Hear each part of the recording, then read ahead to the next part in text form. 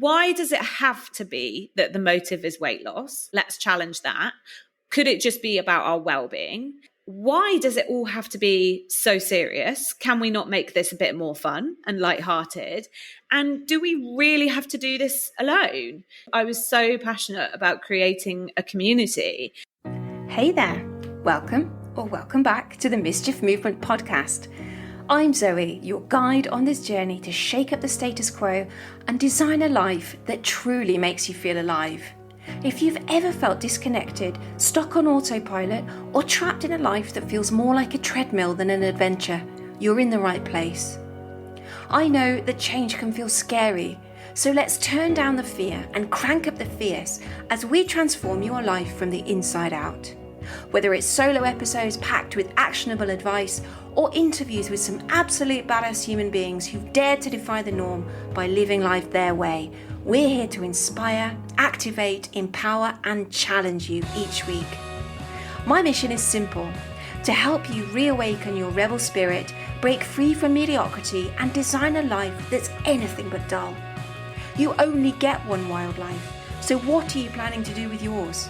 If you're ready to stop settling, start living boldly, and create a positive impact along the way, let's dive in and stir up some mischief together. Now buckle up and let's go.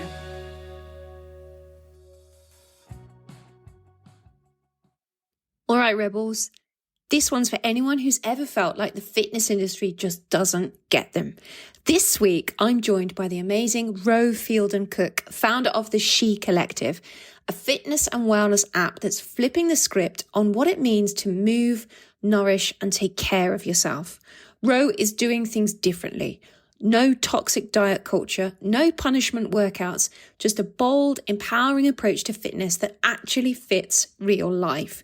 We're talking about movement as a form of rebellion, well-being without the guilt, and why tearing up the rulebook is the key to long-term health.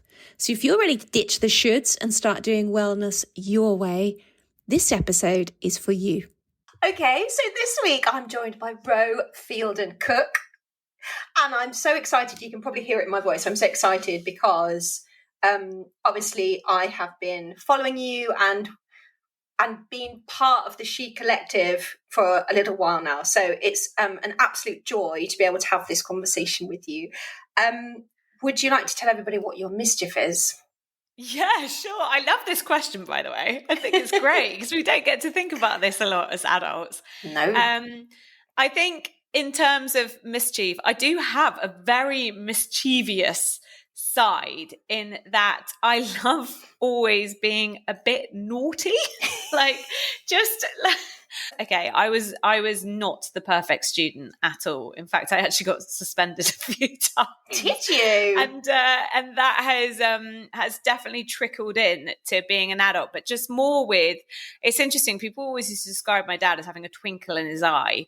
And I think I have got the same in that I love a kitchen disco. I love like breaking into dance, yes, singing like an idiot with my kids and stuff.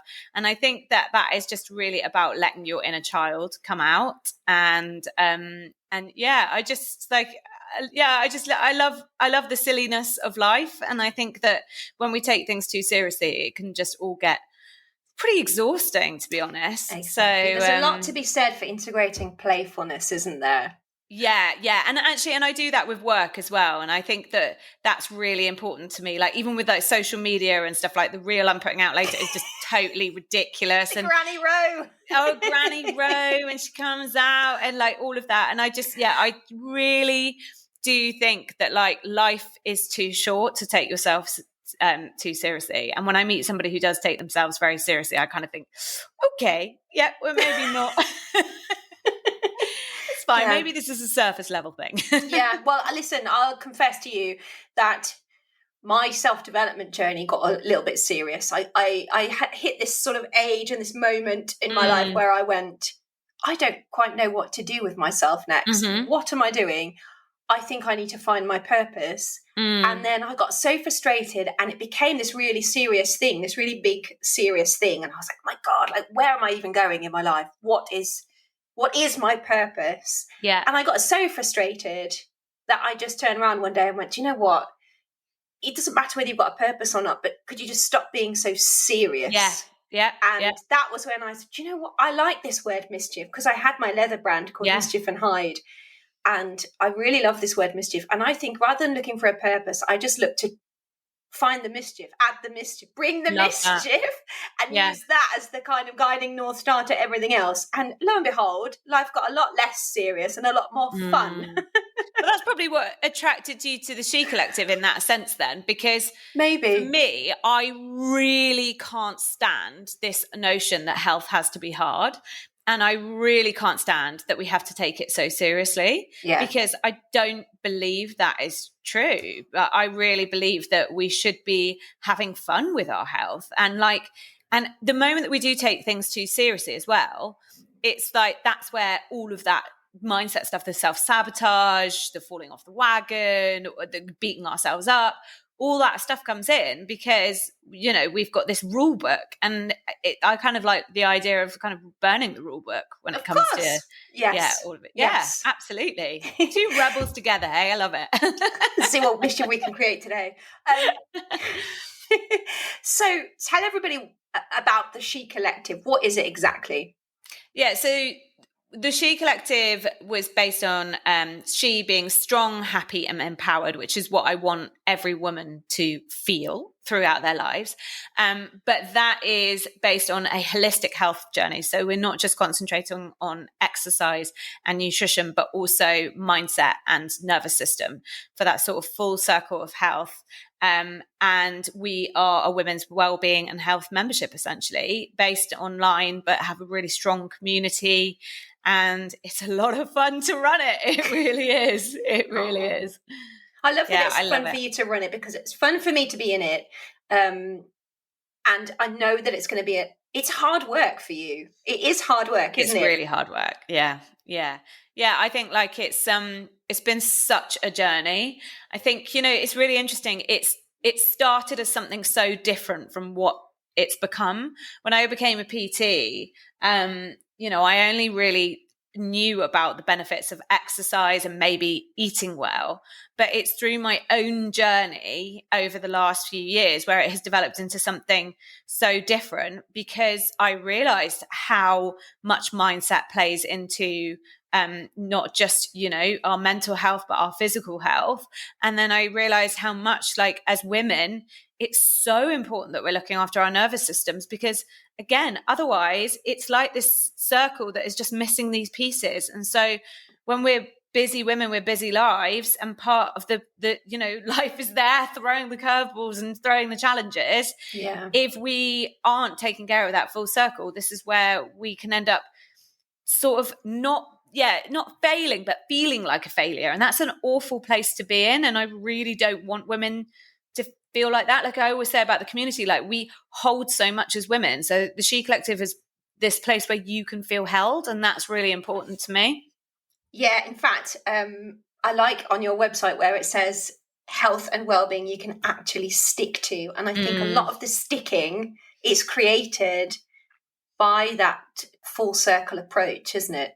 Yeah, absolutely. Yeah, it's so important to me that we approach it in that way, because I'm not about quick fixes. In fact, I'm pretty passionate about my dislike of quick fixes. And that's where it's quite difficult, because in a way, it's like the way that we bring in women in is with a 30-day challenge, but the 30-day challenge is about a kickstart. It's not about a quick fix. It's about implementing those things that then have that snowball effect that can take you on. It's the foundations. It's all of that.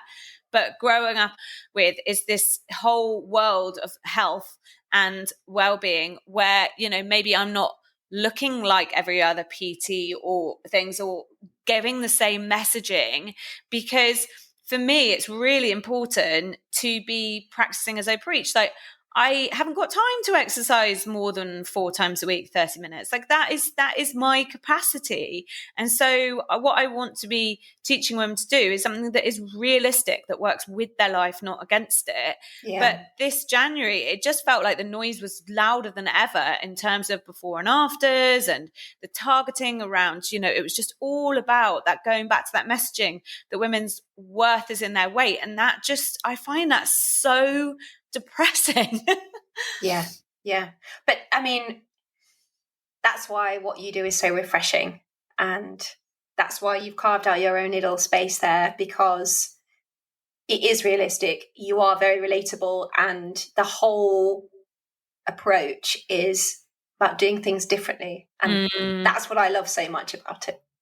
Good. I'm glad for that. And I actually feel it's really interesting. It's like sometimes you really do have to have a pretty massive wobble to be able to make that breakthrough. Like I always say, there's quite often a big step back before you make that big leap forward.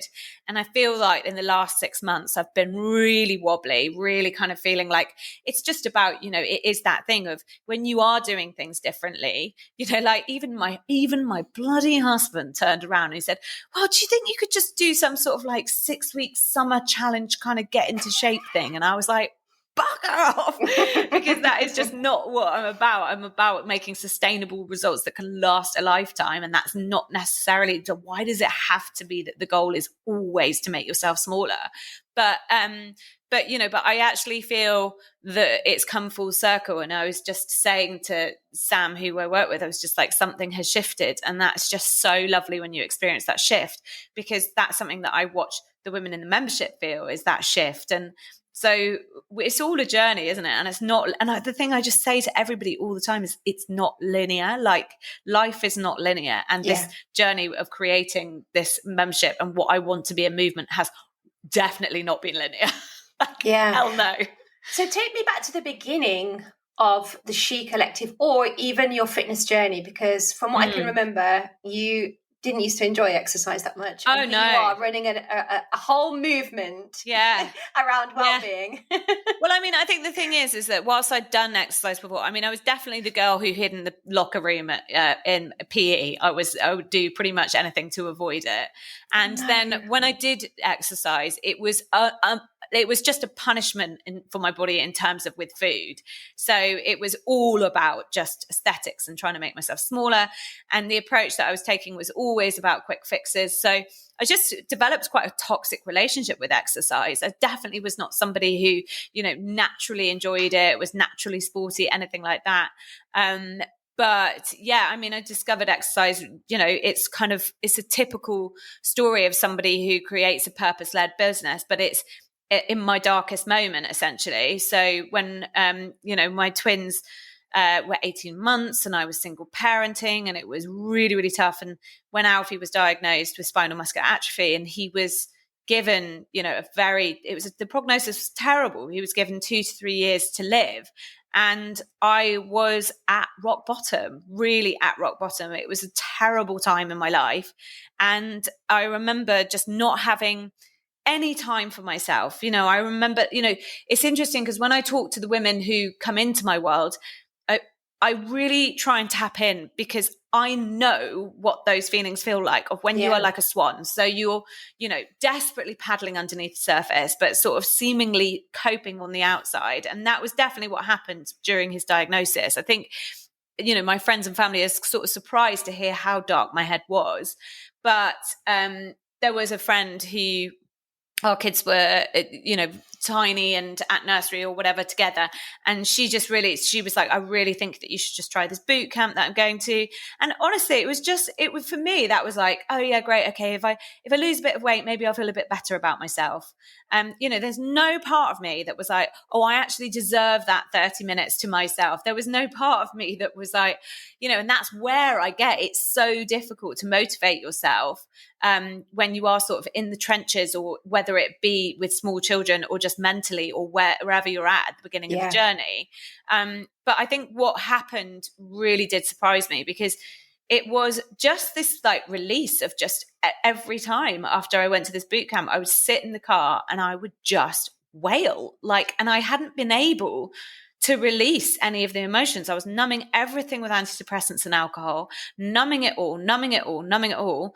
So to have something come to the surface, although it was so painful, it was just such an amazing release. And I would kind of cry my eyes out and then go back and feel like, oh, I can actually see the wood from the trees, and I'm kind of parenting again, rather than just surviving. And I always say, I want women to thrive. I don't want them to survive. And so these breakthroughs started to sort of happen. But then as I continued to go, because again, like two of the things that I've put into the She Collective because of my own journey, accountability and community makes such a big difference. And suddenly I'd met all these people and they say, so are we going to see you at the next one? All of that accountability really, really helped. Yeah. So I kept going. And then it was just like breakthrough after breakthrough. I actually started enjoying moving my body. And I just remember like that first moment of like walking through, I used to park in Sainsbury's car park, and I would go in afterwards and grab some bits and stuff. And I remember like almost doing like a Dorothy click of the heels, like walking down the aisle, because it was like, oh my God, something shifted. Like it was like coming back to life again. So, really movement itself really brought me out of a really dark place. And I don't think my body changed at all. And now I could understand why it didn't change, because I was under so much stress and I was whacking a load of cortisol on top with high intensity exercise. But I didn't give a shit. I was just so happy to feel like I was coming back to life. And then, Alfie, the twins are now 15, and Alfie has done really well, but my life did not become any less challenging. He was into intensive care a lot, and it was an incredibly intense period. But just to feel like I had this tool in my tool belt that I could move my body for even 20 minutes and I would just feel so dramatically different, just felt like such an awakening. And so that was sort of the beginning of the journey. And then life took a big turn on its head when the boys were 5 and their dad came back into their life and we fell in love. And, it's always a bit of a big change. It was like that classic thing. I was like, I'm not going to like you. but you couldn't help it. Yeah, I couldn't help it. He's a pretty great guy. And so, so we got married, and then we've got Fred, so our youngest, who's now 6. But yeah, I mean, it was just an interesting experience that, again, feeling that lowness again, like that I hadn't experienced since Alfie's diagnosis. When Fred was born, I was really surprised. I kind of was like, well, it's just one baby. It's not 2. And I've got a husband. And why am I feeling low? And it's just like, I think, being a mum is hard, regardless of your situation. And so I really felt that kind of lowness again. But that time I just really knew what I needed. And that was because I do think that once you make that breakthrough and you understand what that movement can do for you in your life, and you reach that point where it stops being the sort of beetroot face and acid in your throat moments. I don't think I've ever got past the beetroot face, but I just don't look at myself. No, none of that. I mean, none of it actually means that you're unfit or anything like that. But, once I got past those moments and, I just knew that that's what I needed to do again. And then that time when I went back to a fitness community, got back into it. And I just was like, this is wild. How do we not know? How did I not know for 30 years plus of my life that I could do this and it would make me feel like this? Because we've been sold that story about the weight loss, haven't we, for so long, that although people who exercise regularly are very aware of the endorphin release and the way they feel afterwards, but if you've never really gotten into it because it just feels intimidating, or you were told when you were younger that you weren't that good at anything, or whatever it is, like, you don't know what you're missing.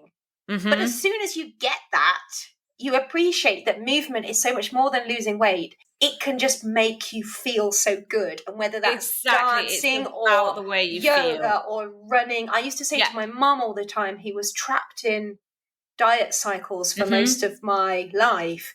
And I used to say, because I enjoyed exercise. I used to run quite a lot. I used to do British military fitness in the park and stuff, and I used to say to her, I think you just need to find the right kind of exercise. I don't. Yeah, you find your I do fitness think formula. there's Yeah. I do think there's kind of something for everyone. It might not be that everybody likes running. It might not be that everybody likes yoga, but I'm sure that there is some form of movement out there for everybody, and it's just a case of finding that thing that gives you a bit of a high and makes you go, oh my God, this is actually really fun, regardless of what it's doing for my weight, and regardless of the fact that it's probably doing my body a lot of good. Actually, mentally, it's also really fun and making me feel good. 100%. And like everybody's bodies are different. Everybody's minds are different.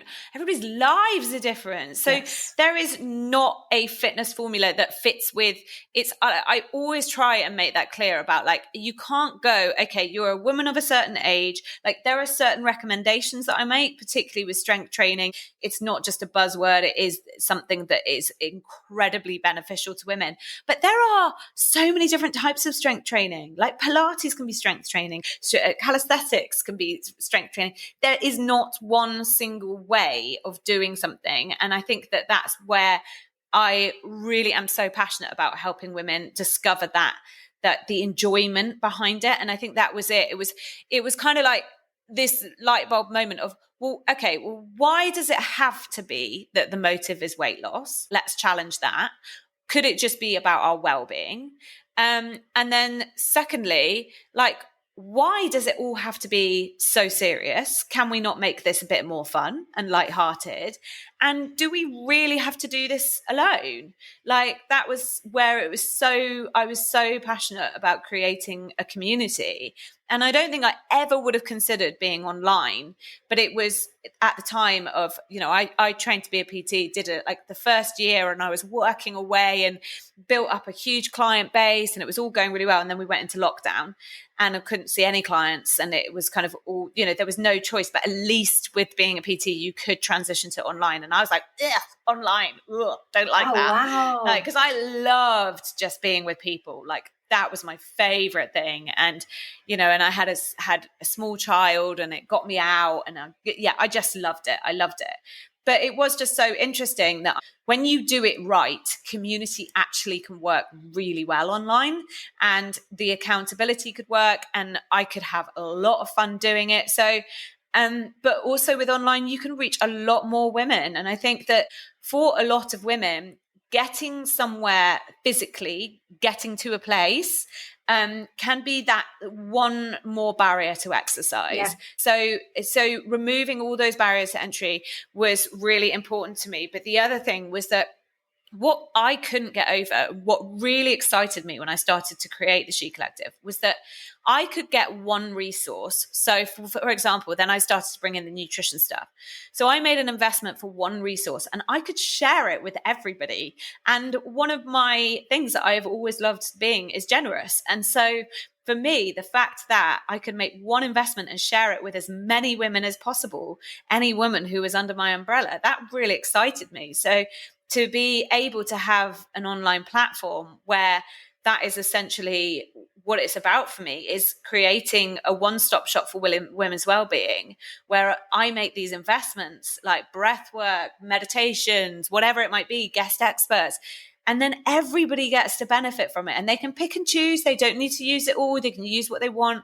But that's really exciting. And that's where I think online, it's great. And that's where I've struggled, where you meet people who it's like, well, if I'm gonna give you access to that, it's gonna be another £400, and I just for me that's not the way.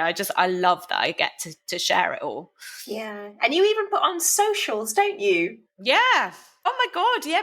That is like the best. It's just like when you get to, and we're gonna come to Italy. I'm saying this with massive FOMO, but I mean, yeah, I mean, you would fit in so well. They are very fun. But yeah, seasonal parties, so summer parties, Christmas parties, and like this year we're taking, the She Collective on the road and national events, because I just feel that whilst I love online, I absolutely love it, I need to get out and I need to share this passion and I need to talk to women face to face. Like I remember it was funny because about 6 months ago, so I went to a meeting, like an app meeting with all the platform that I'm with, and it was all the different fitness PTs who are with that app company, and I couldn't have stuck out more like a sore thumb. Like everybody was there in their like slick stuff and their six packs, and they were just like these, like they almost didn't look human. It's about aesthetics, a lot of it.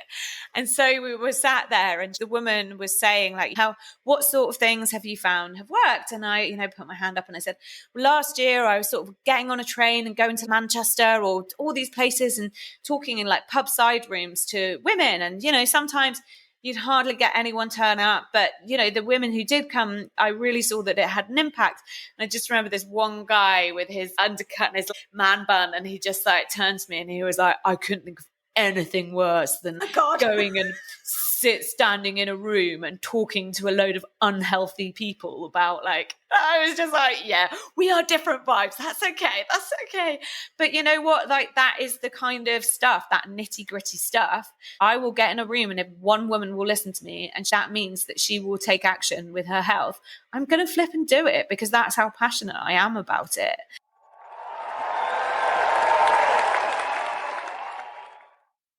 In case you haven't heard, you can now purchase Mischief Movement merch. It's all done through T-Mill, a UK print-on-demand platform offering global delivery, organic cotton, and production powered by renewable energy. Not only can you now tell everyone you are a true mischief maker, but if you feel inspired to create your own t-shirts, stickers, or mugs, you could also give T-Mill a try, because it's a great way to experiment your ideas and take fast action with low risk. You'll find the links in the show notes, so write yourself a little reminder for later, and let's get back to the episode. How did it pan out then? You were in lockdown. Yeah. And you had to make that move, that decision to go on to take things online. Mm-hmm. How did you go about essentially redesigning your business? Yeah, well, it started with I just got on Zoom every single day, like literally every day at lunchtime. I would do a lunchtime live, and again, not many people were coming along to start. And then I think that everyone was a little bit in denial, I think, to start about the fact that we were, and also we had that gorgeous weather, and it was a time where everyone was, and I was kind of thinking, oh God, I don't know if this is all going to work out. We kind of came out of lockdown and I went back to teaching group classes, and then we had that lockdown post Christmas, but it was very clear around Christmas time that the lockdown was coming. Mm-hmm. So there were all those rules coming in, and I decided to do a 21-day Christmas challenge. And again, very, very different messaging at that time. I think I was saying to everyone, this is how you're going to kind of like get that balance of the food and all of that kind of crap. But I don't know quite how, even with that messaging, I did have the most exceptional group of women come into my world. So I had 20 women, of which I think it is absolutely mad. I think 15 of them are still in the She Collective now, and they were in that first initial 21-day challenge. I'm not actually that surprised. I really was lucky with who came in. Aww. We had this, and I decided that rather than just giving them the Zoom recordings or the links or whatever, I really, really wanted us to have that sense of community. So we had this, it was an Instagram chat at the time. And honestly, it was just incredible. In that last week, I remember them just being like, this is something quite different. I'm really enjoying this. I've never moved in this way before. Every PT I've ever had is quite serious. And at the time, I just literally was like so intimidated by the fact that I just couldn't seem to be this like polished PT. So to have some reassurance around that was really, really lovely. Yeah. And then of course, then we went into a further lockdown, like proper lockdown in that January. And so with obviously January being a time where people do want to focus on their health anyway, then I was like, right, well, that 21-day Christmas challenge was just, it was nothing. I was not expecting that. Like in the last workout, I was like sobbing. I was like, oh my God, like this has been so enjoyable. So it had a really good sign up. I suddenly had 50 women in my community, and I was like, oh my God. And my mum is a psychotherapist, and she's always made me very, very passionate about mental health.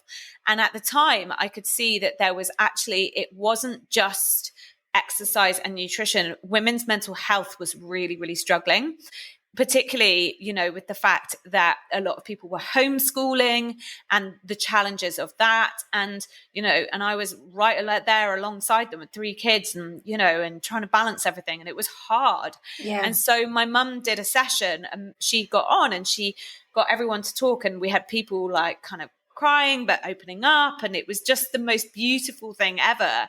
But my mum and I were left on the Zoom call afterwards, and she just said, you have to make something of this. These women need you. Like this has to become something.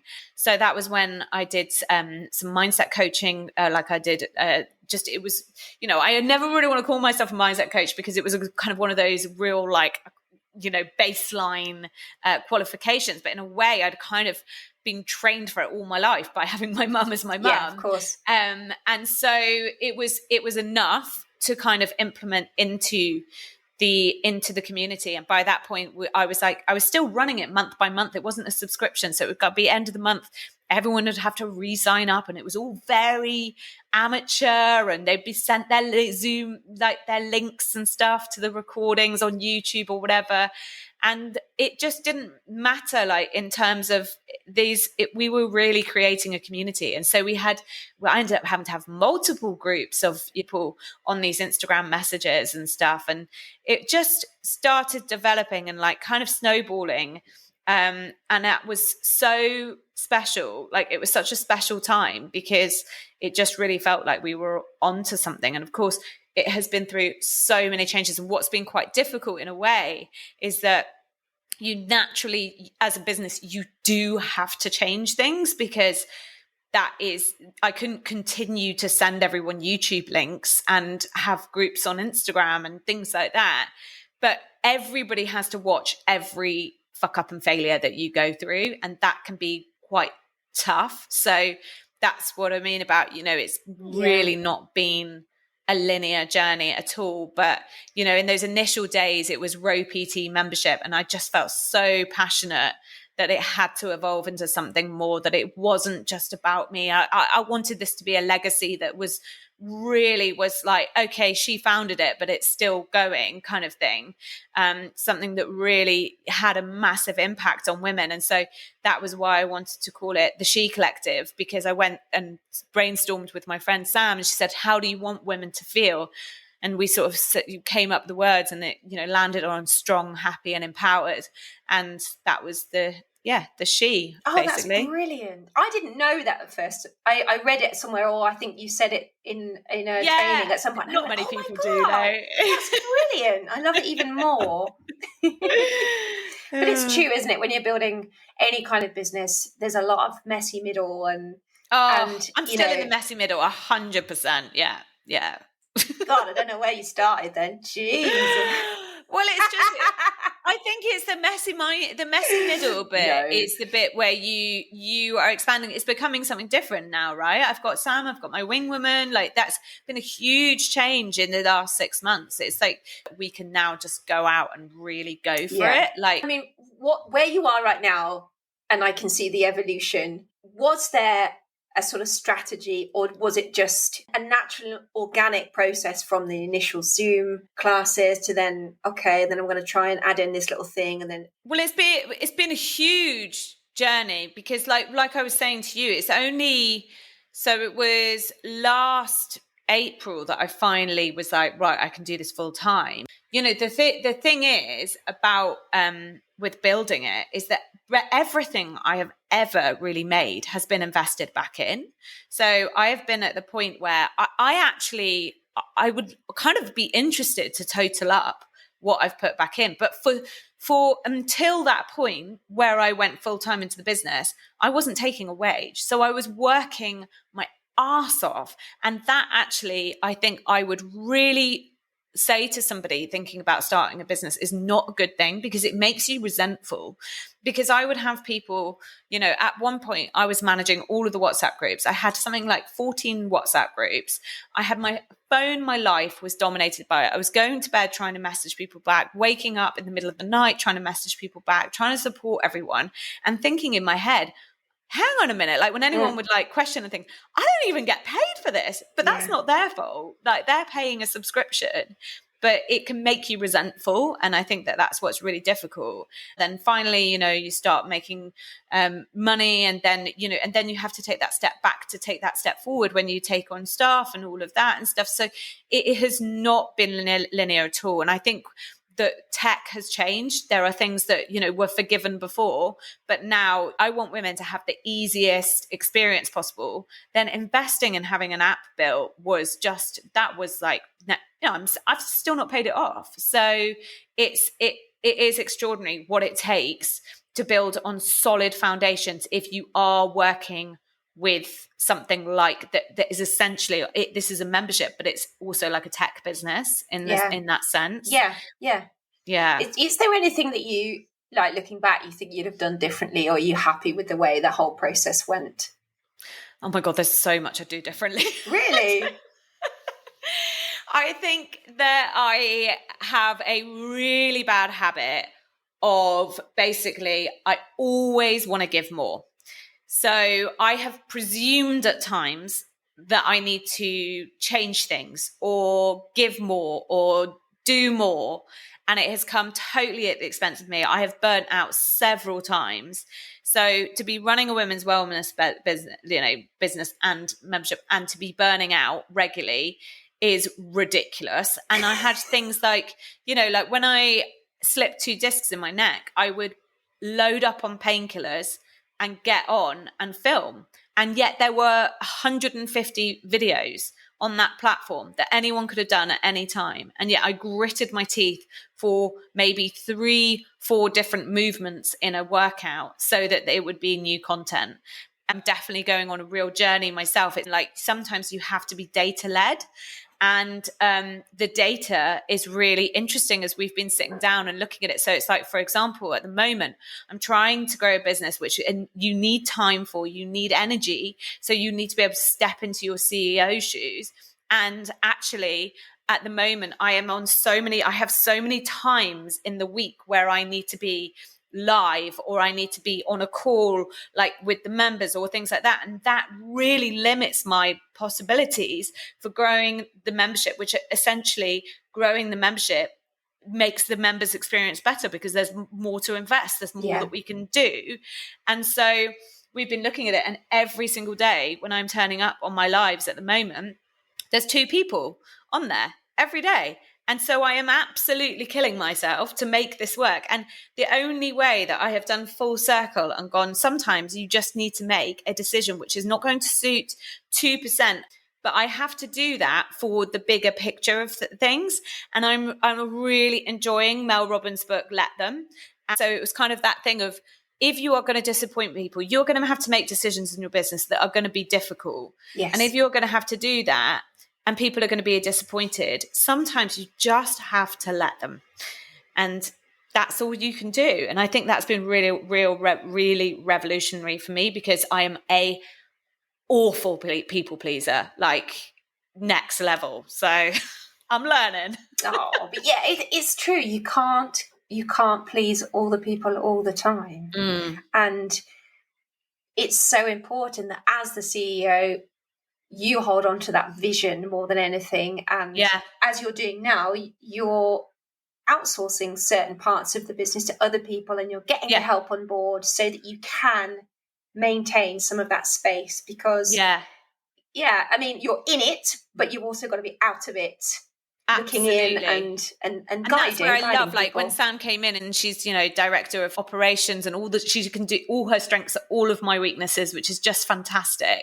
And when she said to me, I want you away from a desk, I want you out, I want you talking to people, like it just was almost like watching that little fire inside me like build up again, because that's what I love doing. That's why I became a PT. I didn't become a PT to sit there and do like hours of admin and all of that and stuff. And so connecting back, anything that you can do in your business that frees you to step into that area of genius, I think is just so good. And I love being with people. And so that's what I want to do more.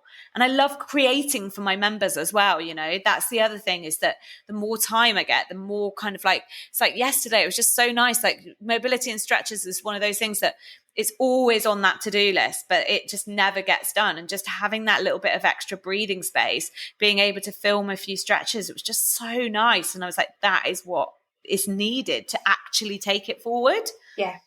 Yeah, you need to create that space for the ideas and the re-energizing, and it's so much easier to say than to do. I know that. Oh gosh, yeah. But yeah, it's so important. I'm reading a book about starting a business. I'm rereading it actually. It's called Do Start by Dan Kieran, and that's a really good book if anybody's like thinking about starting a business, because it really taps into not you as like a CEO business person, but you as an actual emotionally connected human to what you're creating and how you're going to feel in certain situations and what it takes. I love that. What are you looking to do with the She Collective, like over the next year or so? Is it going to keep evolving? Have you got any ideas, or are you just happy to kind of see what happens? Oh no, I have to be honest. I want to drive this forward now so badly. Like I have literally worked my arse off for the last 4 years in creating the foundations, creating a product which I'm really, really proud of. And I just feel this like level of confidence now to get into spaces to tell women about how we can do things differently. I feel like I have like a duty, because I am seeing every single day how much this approach can revolutionize people's lives. I'm seeing that the connection within our community is just like nothing else. And so it now feels like such an exciting point, because I'm proud that we do things differently. I'm no longer ashamed of that. Like I'm ready to step out and tell women about how we can, you know, look after those nervous systems, put our hormones at the forefront. And I'm seeing it every single day, what a difference it is making. And I want it to be this thing where people are like, I am proud to be part of the She Collective. It makes people feel warm inside. It's led purely from the heart. And so I want women to feel that they are, like I say, they hold so much. This is their space to be held. And I think that by taking care of my own health and well-being, finally, you know, so much of this business has come up with the cost of my own health and well-being. Yeah. But now I do feel like in a position to do that, whether a woman is just starting out on her journey or she's in that sort of elevate phase, like we're doing, you know, that kind of advanced stuff, that there is a space for them within our community. So I'm excited. Yeah. There's one thing that I am interested to find out, which is when you set out to become a PT and design your life, were you being led by something that you enjoyed, or were you of the idea of, I want to start my own business because I think it will fit in with my life better? No, if we hadn't gone into lockdown, I would have just been teaching classes and having PT class. Oh yeah, I had no. It's interesting because I did have my own business before this, so I had a catering business. So I do think I have an entrepreneurial side. Yes, I come from a very entrepreneurial family, so perhaps it was always within me, but it definitely wasn't at the surface. I didn't know that I wanted to do that. In fact, I was actually incredibly adamant that I didn't want to run a business, because I'd found having my own business with the catering company so incredibly difficult. I never wanted to be in that position again. I think one thing that I did learn was that my life does not really work with being employed. So having Alfie being still, he gets poorly a lot. So he's just had the last 2 days off school, but he's off school a lot. We have in the next week, just thinking about it. I've got 3 hospital appointments. How do you explain that to an employee? And I found that when I was doing group classes, I would have 20 people turning up for a class. And sometimes I was going straight from a night on the children's ward and having to open the doors and be teaching a class with a smile on my face at 6 a.m. And it was so relentless. And there was no cover because that's the way that those setups are, you know. So it was just so difficult, and I hate letting people down, you know, so it wasn't actually working. So there were a number of factors that came into it. I think what's changed as well is that I want to scale because I want to have that impact. I'm excited about what could happen and how many women we could, you know, affect. And what, like, for example, if you scale, you've got budgets for things like I want to do a She Collective festival. I want to write a book, like, you know, all of those things. Suddenly it opens up opportunities. But the other side of me, and that what is a huge driver for me, and on the days where that isn't enough and I'm just fed up, when I'm in those times, what does keep me going is I am excited about having a business that I can scale. Because for me, Alfie, for him to live independently from the age of 18, he will require £30,000 a year. You know, that is a reality in care costs. And so I feel that I'm in a very lucky position in that it works in both ways. Like, it's the impact of helping women, but to have an opportunity where I might be able to support him, who was the initial reason why I fell into exercise. The start of it all was that fire in my belly. It feels good. It feels fitting. But I do think that when you have a purpose-led business, when you bring money into it, it can feel hard. You give yourself the ick. But I think we're allowed to want to make money. You know, I think that's something that is, maybe it's a female thing. I think it can feel really difficult. Yeah, I think so too. It's really interesting to hear about your whys and to hear it's sort of heart-led, but still intentional. You know, there's still a lot of intentionality about what you've designed and what you've created, and it's very much about finding something that has impact, but also allows you to live life on your terms.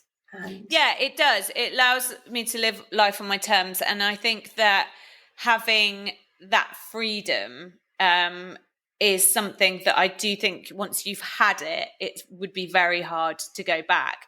There were lots of times over the last 6 months where I've, you know, you do get to a point where, you know, I need to pay the bills. And when you're essentially, you go for so many months and you're not, like, you know, you do have to question. And I said at the She Collective Christmas party, I said, the last few months is the first time I've ever had to consider a world without the she. And that really broke my heart. Like I said, January was so noisy with the health, like well-being, weight loss chat and stuff, and big marketing budgets. We literally didn't get a look in January in terms of bringing in more members. And so it was a really, really scary time. And so I was kind of like, oh my God, this is like, you have to like actually imagine your life without it. And it's just, that's when you have to just dig deep and just go, no way. I did not come this far to give up. And your community would have a little something to say about that, I think, if you gave up. And as a small business, you are so dependent on that and about people telling people. And there were times where we were trying to like gently just like suggest to like members, like, actually things are like, you know, really quite hard. And like, if you don't mind sharing, and if you could send a testimonial, and it really does amaze me how hard it is to get people to show up and say, yes, sure, of course I can. Oh, and so I just think it's so important that as women, we do support one another. I think women have problems in asking for what they want sometimes as well. Oh, yeah. I think, you know, it's scary, isn't it? Oh, God, it's so scary. But you've just got to put it out there and be like, do you know what? This community is incredible, but we also need you to keep spreading the word. So yeah, I know. Off you go. Ro, where can people get hold of you then and find out more about the She Collective? So it's We Are The She, or just search the She Collective on Instagram. The website is wearetheshe.com, and yeah, that's and you've got like a little entry challenge into Yes, so Collective, Back haven't to you? You. So it's, Back to You is our Kickstarter, and that's what we like. It's a 30-day challenge, but I always hate saying that because, like I said, it just always feels like it's like a 30-day challenge, like kind of like shred. But it's absolutely, that is not what it's about. It's about finding your fitness formula, mixing it in with the mindset, becoming part of a community. It's just it's a really lovely way to start your fitness journey. And then the way it sort of works, we always have something for people to go on to. So that's where people get their foundations, then build on those foundations in the 6-week strength, and then it's on to Elevate, which you're doing, right? I am trying. Yes, I am. Yes. Yes. Yeah.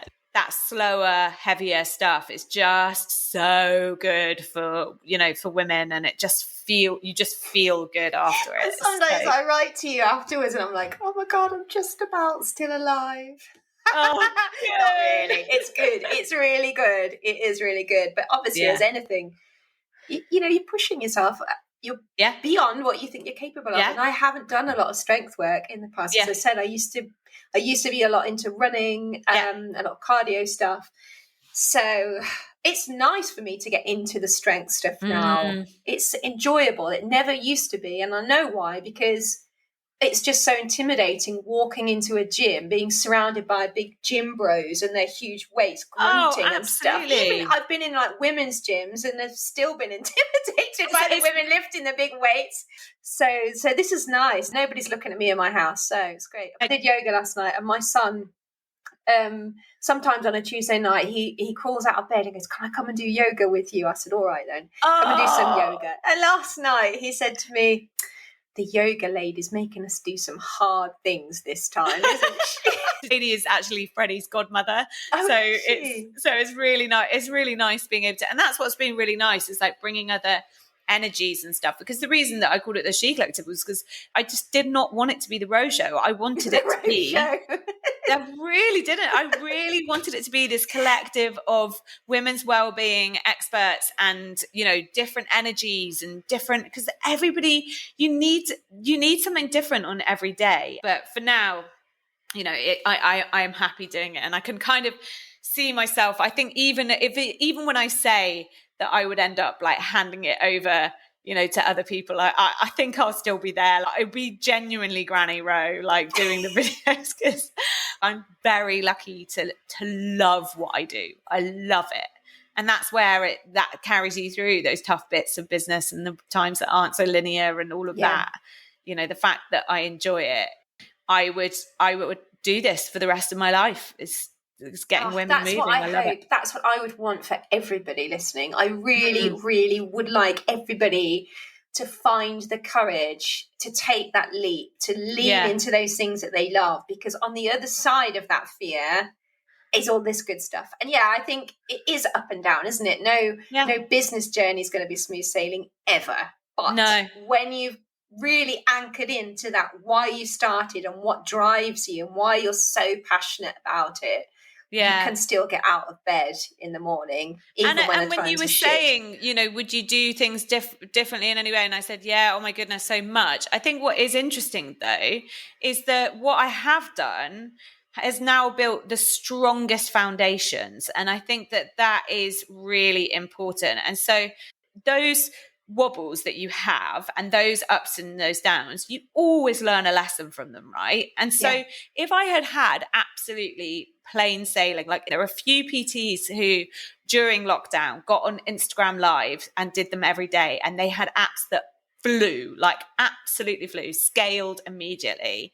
And not a lot of them are still having a great time. And because they scale too quickly, and whilst a slow journey can be a frustrating journey, it does mean that you learn all these things and you kind of calibrate. And I think that's really important, because when things go too fast and your nervous system and your ability to hold things and your systems and all of that haven't calibrated, that's where you can find yourself in a really sticky position. But now that's where I'm saying I'm happy to get in as many rooms as possible, talk to as many people as possible, because I know that what I'm sending people to is a product that I'm proud of. And I think that's where it's really difficult. If you're not proud of what you're selling or proud of what you're producing for people, it's really hard to get out there and talk about it. Yeah.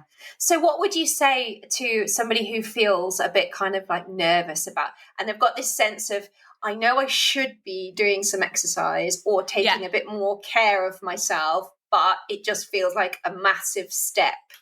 What do you think you would say to that person?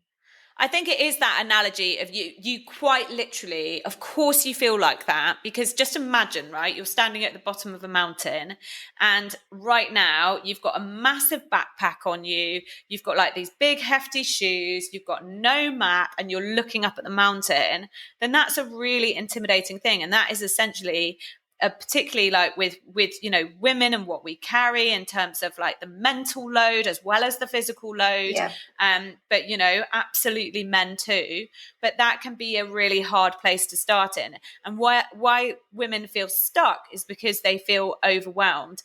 And so I think that's where I'm so passionate about people following a program, because letting somebody else do the hard work so that you don't have to is really important, so that your only job is to turn up and plug and play, or turn up to that class or whatever it might be. It's just about starting small. And I think that this is where we go all in at a time when we're desperate. And so we want this big change. So we set these big goals of like, right, I'm going to do 5 workouts this week, but actually setting yourself realistic goals of saying, maybe I'm just going to literally do 2. And then what happens is that you've actually done the damn thing. You've done the thing that you say that you're going to do. Yeah. And so what happens by doing that is you are starting to build up your self-belief, and you are starting to rewrite that narrative. You're like, oh, actually, I do the things that I say that I do. But the other thing is just making it as fun as possible, because like I said, it doesn't need to be that serious. So there are loads of different ways that we can move our bodies, and particularly music. Like music is so powerful. Think about all those things that bring you energy, that make you feel good, and make sure that you're incorporating them all. And then the other thing is get support. Don't do it alone. We spend so much time in our lives on our own or in our own heads. And so that's where I just love the power of community, because I've been there. I know how intimidating and overwhelming that beginning bit is.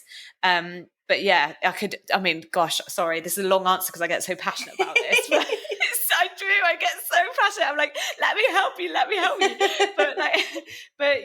But the only other thing I would say is just be really mindful about what you're doing has to work with your life, not against it. And that is just so important.